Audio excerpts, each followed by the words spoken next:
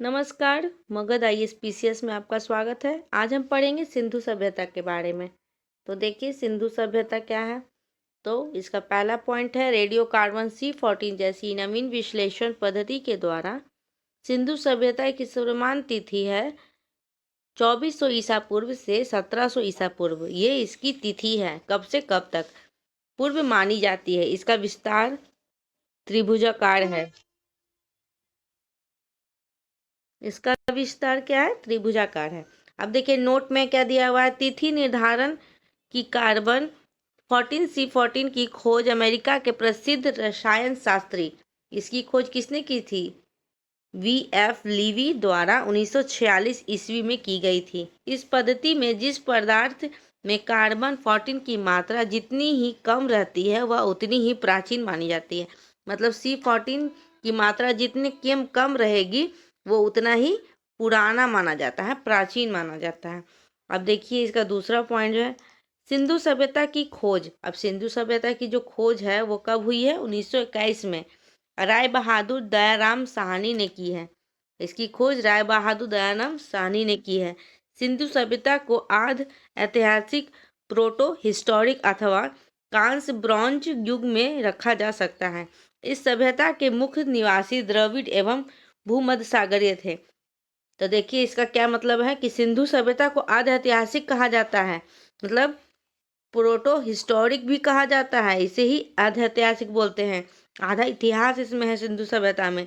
अथवा कांस्य, जो ब्रॉन्ज भी कहा जाता है, युग में रखा जाता है, इसे कांस्य युग में रखा जाता है, ब्रॉन्ज युग में रखा जाता है। इस सभ्यता के मुख्य निवासी जो हैं, कौन है निवासी? द्रविड़ एवं भूमध्य सागरीय थे। ठीक है। अब देखिए इसका नेक्स्ट पॉइंट है सर जॉन मार्शल, भारतीय पुरातत्व सर्वेक्षण विभाग के तत्कालीन महानिदेशक ने 1924 ईस्वी में सिंधु घाटी सभ्यता नामक एक उन्नत नगरीय सभ्यता पाए जाने की विविधता घोषणा की। तो सर जॉन मार्शल जो हैं वो भारतीय पुरातात्विक सर्वेक्षण विभाग के तत्कालीन महानिदेशक थे। ठीक है। और इसने 1924 में इन्होंने 1924 में सिंधु घाटी सभ्यता नामक एक उन्नत नगरीय सभ्यता पाए जाने की, मतलब इन्होंने ही खोज की थी 1924 में। ये घोषणा इन्होंने की थी, विविध घोषणा जो है ये सर जॉन मार्शल ने की थी 1924 में। अब इसका नेक्स्ट पॉइंट देखिए घरों के दरवाजे और खिड़कियां सड़क की ओर ना खुलकर पिछवाड़े की ओर खुलते थे। ठीक है। सड़क की ओर ना खुलते थे, ये पिछवाड़ मतलब पीछे की ओर खुलते थे घरों के दरवाजे और खिड़कियां सिंधु सभ्यता के समय। ठीक है। केवल लोथल नगर के घरों के दरवाजे मुख्य सड़क की ओर खुलते थे। जो लोथल नगर थे ना उसके ही दरवाजे सिर्फ मुख्य सड़क की ओर खुलते थे। बाकी सबके घरों के दरवाजे पिछवाड़े के तरफ खुलते थे, पीछे की तरफ खिड़कियां दरवाजे। अब देखिए नेक्स्ट इसका पॉइंट देखिए सिंधु सभ्यता में मुख्य फसल थी गेहूं और जौ। सिंधु सभ्यता के समय मुख्य फसल क्या क्या थे? गेहूं और जौ थे। और सैंधववासी मिठास के लिए शहद का प्रयोग करते थे। मिठास के लिए उन्हें शहद का प्रयोग करते थे उस समय। अब देखिए नेक्स्ट पॉइंट मिट्टी से बने हल का साक्ष्य वनमाली से मिला है। मिट्टी से बने हल, मिट्टी से जो बना हुआ हल था सिंधु सभ्यता के समय, उसका साक्ष्य हमें बनमाली से मिला है। अब नेक्स्ट पॉइंट रंगपुर एवं लोथल से चावल के दाने मिले हैं जिनसे धान की खेती होने का प्रमाण मिलता है। चावल के दाने वहां से मिले हैं रंगपुर और लोथल से, जिससे यह साबित होता है कि उस समय धान की खेती होती थी। अब चावल के प्रथम साक्ष्य लोथल से ही प्राप्त हुए हैं। चावल का जो है प्रथम साक्ष्य लोथल से प्राप्त हुआ है। सुतकोददा कालीबंगन एवं लोथल से सैंधवकालीन घोड़े के अस्थि पंजर मिले हैं। मतलब सुतकांदोर, कालीबंगन एवं लोथल से सैंधवकालीन घोड़े के अस्थि पंजर, मतलब कि उसके पैरों के छापे मिले हैं घोड़े के। इसका मतलब कि उस समय घोड़े भी थे। तौल की इकाई संभवतः 16 के अनुपात में थी। और तौल की जो इकाई थी, तौलने की इकाई थी, वो 16 के अनुपात में थी। सैंधव सभ्यता, सैंधव सभ्यता के लोग यातायात के लिए 2 पहियों और 4 पहियों वाली बैलगाड़ी या भैंस गाड़ी का प्रयोग करते थे। मतलब कि उस समय क्या होता था, बैलगाड़ी और भैंस गाड़ी का, भैंस की गाड़ी बनाई जाती थी उस समय। इस चीज का भी प्रमाण हम लोग को मिला है। अब देखिए, सिंधु काल में विदेशी व्यापार, सिंधु काल के समय जो विदेशी व्यापार थे वो क्या थे, या यायातीत वस्तुएं, प्रदेश। और तांबा का कहाँ हुआ था, खेतड़ी, बलूचिस्तान, ओमान, मतलब इन जगहों में तांबा का पाया गया है। और चांदी कहाँ कहाँ था, अफगानिस्तान और ईरान में। सोना कर्नाटक, अफगानी और ईरान, अफगानिस्तान और ईरान में। और टीन अफगानिस्तान और ईरान में। गोमेद सौराष्ट्र में। लाजवत्ते मेसोपोटामिया में। और सीसा ईरान में। मतलब ये सारे चीज जो हैं, यायातीत वस्तुएं जो पाई जाई गई है वो किस किस प्रदेश में पाई गई है वो दिया गया है। सिंधु सभ्यता के सर्वाधिक पश्चिमी पुरस्थल दाशक नदी के किनारे, मतलब कौन से नदी के किनारे ये है, सिंधु सभ्यता का सर्वाधिक पश्चिमी पुरस्थल है, जो पश्चिमी पुरस्थल है वो दाशक नदी के किनारे स्थित सुतकांगडोर बलूचिस्तान में जो है, और पूर्वी पुरस्थल है हिडन नदी के किनारे। और आलमगीरपुर जिला मेरठ उत्तर प्रदेश, आलमगीरपुर कहाँ, जिला मेरठ उत्तर प्रदेश में है। और उत्तरी पुरस्थल चिनाब नदी, उत्तरी जो है वो कहाँ है, चिनाब नदी के तट पर। अखनूर के निकट मांदा, अखनूर के निकट क्या है, मांदा, जो जम्मू कश्मीर व दक्षिणी पुरस्थल में क्या है, गोदावरी नदी के तट पर। दाइमाबाद जिला अहमदनगर महाराष्ट्र है, दाइमाबाद नगर महाराष्ट्र में है। अब इसको समझते हैं, सिंधु सभ्यता के सर्वाधिक पश्चिमी पुरस्थल, जो पश्चिमी भाग है उसका, वो क्या है, उसका पश्चिमी जो स्थल है वो दाशक नदी के किनारे स्थित है। कहाँ, सुतकांगडोर में, जो बलूचिस्तान में पड़ता है। अब पूर्वी पुरस्थल है, पूर्वी जो उसका स्थल है वो हिडन नदी के किनारे आलमगीरपुर में है, जो जिला मेरठ उत्तर प्रदेश में पड़ता है। और उत्तरी पुरस्थल है जो चिनाब नदी के तट पर अखनूर के निकट मांदा जम्मू कश्मीर में पड़ता है। अब दक्षिणी पुरस्थल कहाँ है, गोदावरी नदी के तट पर दाइमाबाद जिला अहमदनगर महाराष्ट्र में पड़ता है। और ये इसके सारों जो चारों दिशा है उसके बारे में कि कहाँ पे क्या है, उत्तर में क्या है, दक्षिण में क्या है, कहाँ पे स्थित है वो है।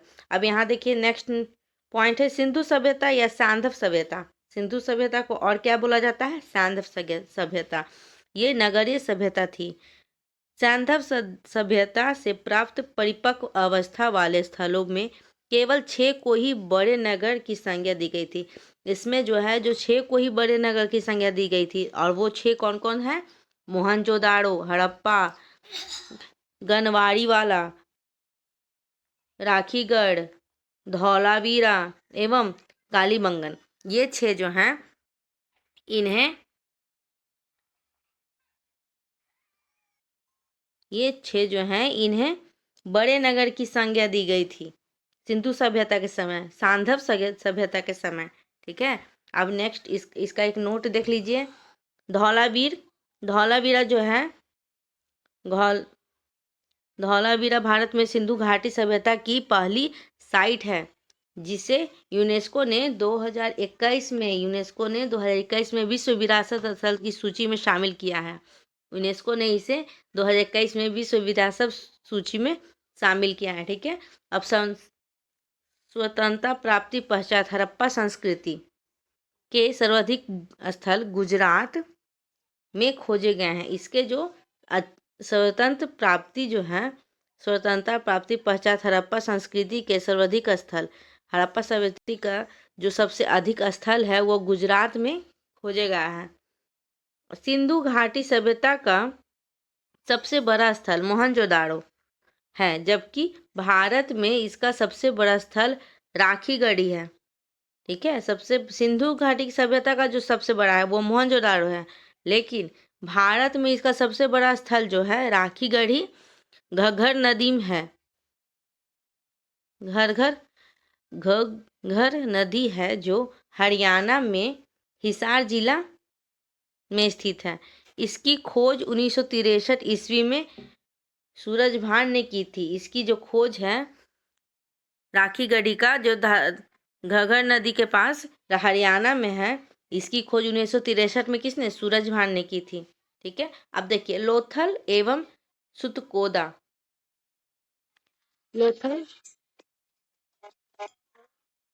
लोथल एवं सुतकोदा सिंधु सभ्यता का बंदरगाह था। ये जो है ये सिंधु सभ्यता का क्या था? बंदरगाह इसे कहते थे। जुते हुए खेत और नक्काशीदार ईंटों के प्रयोग का साक्ष्य कालीबंगा से प्राप्त हुआ है।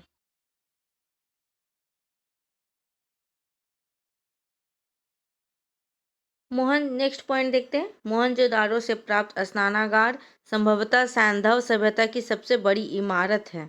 जो स्नानागार है मोहनजोदाड़ो के समय का, वह सबसे बड़ी इमारत माना जाता है सैंधव सभ्यता के समय।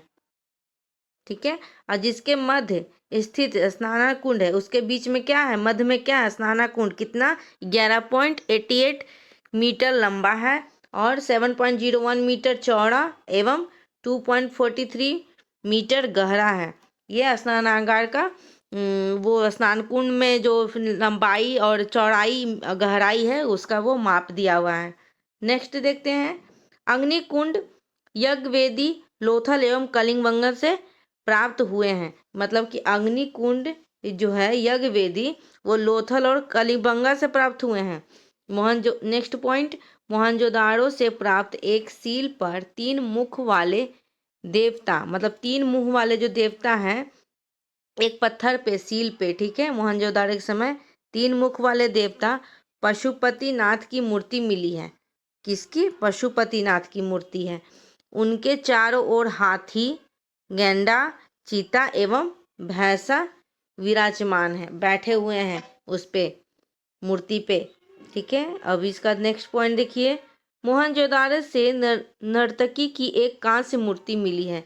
मोहनजोदाड़ो के समय नर्तकी की एक कांस्य की मूर्ति मिली है। मतलब कि उस समय तो कांस्य की मतलब कांस्य लोग जानते थे, तो कांस्य की ही मूर्ति पाई गई है मोहनजोदाड़ो के समय।